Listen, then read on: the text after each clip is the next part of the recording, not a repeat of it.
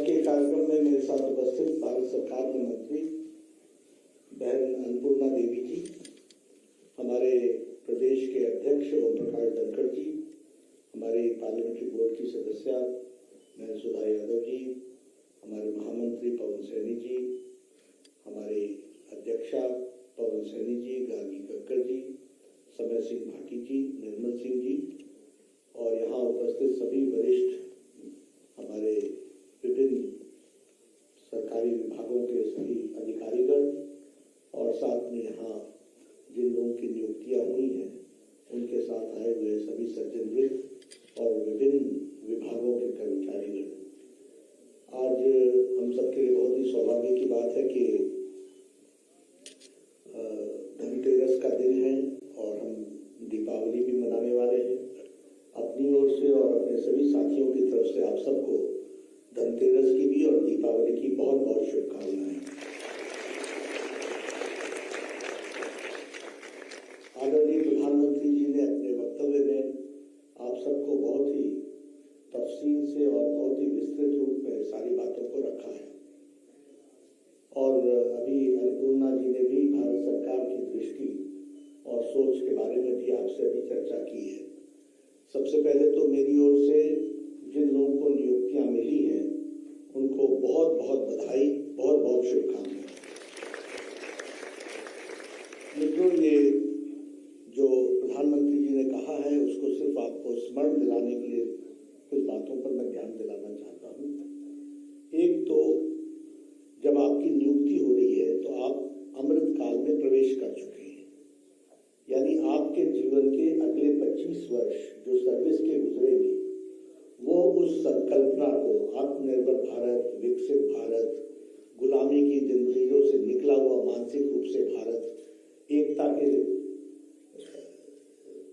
पिरोया हुआ भारत, सबका साथ सबका विकास, सबको साथ लेकर के चलने का भारत और साथ ही साथ कर्तव्य बोध से भरा हुआ भारत, ऐसी कल्पना लेकर के हम सब लोग चलते हैं। तो मेरा आप सबसे सबसे पहले तो विनम्र निवेदन ये है कि आपको नियुक्तियां मिली हैं, आप वो भाग्यशाली लोग हैं जिनको आगे इस विकसित भारत में एक प्रमुख भूमिका अदा करने की जिम्मेवारी भी है और ये आपको एक मौका भी मिला है, इसको हमको ध्यान में रखना चाहिए। मित्रों, जब हम कहते हैं कि देश एक नई संकल्प के साथ आगे बढ़ रहा है तो हमारा विचार है कि 2047 तक प्रधानमंत्री जी का जो विजन है 2047 तक 2047 जब हम आज़ादी के 100 साल मनाएंगे तो भारत एक विकसित भारत होना चाहिए और विकसित भारत की कल्पना के लिए हमको सर्वांगीण विकास करना है।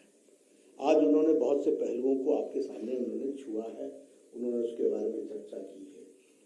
हम एक ही बात कह सकते हैं कि अगर आर्थिक दृष्टि से देखा जाए तो भारत ने इन विपरीत परिस्थिति में भी अपने आप को संभाल करके आगे बढ़ने में और महत्वपूर्ण निर्णयों के माध्यम से देश को इस मंदी में भी संभाल करके आगे बढ़ने में अपना पूर्ण योगदान किया है और उसको हमको आगे बढ़ाना है।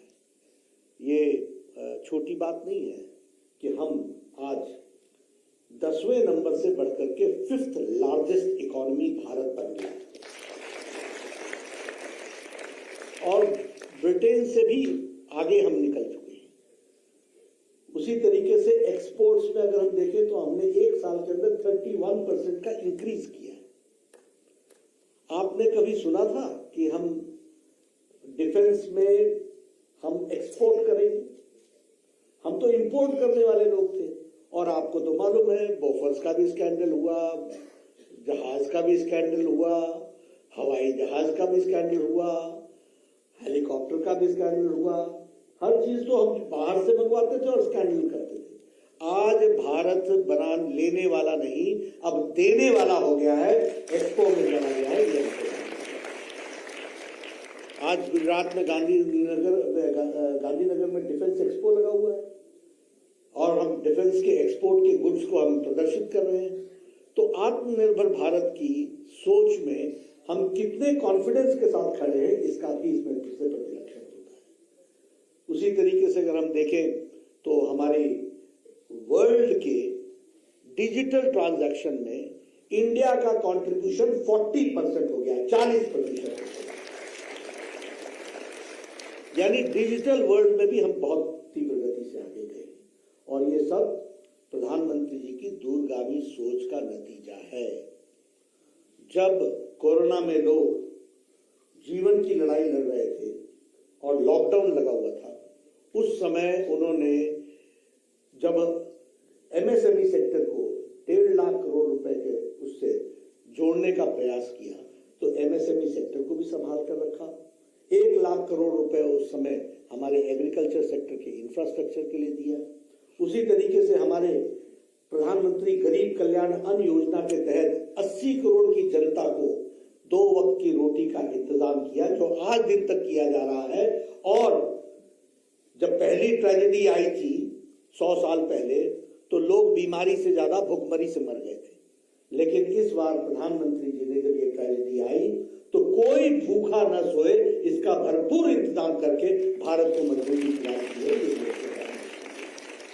इसलिए मित्रों, हम सब लोग बड़े भाग्यशाली हैं कि आजाद भारत में हम अमृत काल में प्रवेश कर चुके हैं और हमें वो सौभाग्य मिल रहा है कि हम विकसित भारत के पार्ट बन रहे हैं। और उस विकसित भारत के पार्ट में जब 10 लाख नौकरियों का ये भी प्रयोजन किया जा रहा है और जिसको बोलते हैं ट्रांसपेरेंट तरीके से किया जा रहा है, तो आप सब लोग बड़े भाग्यशाली हैं जिनको आज भारत सरकार में काम करने का मौका मिलेगा। आप इसका सदुपयोग कीजिए, इसको आप पूरा उपयोग कीजिए और प्रधानमंत्री जी के सपने को पूरा करने में अपना आप अमृत काल में भरपूर योगदान कीजिए। इन्हीं शब्दों के साथ बहुत बहुत धन्यवाद।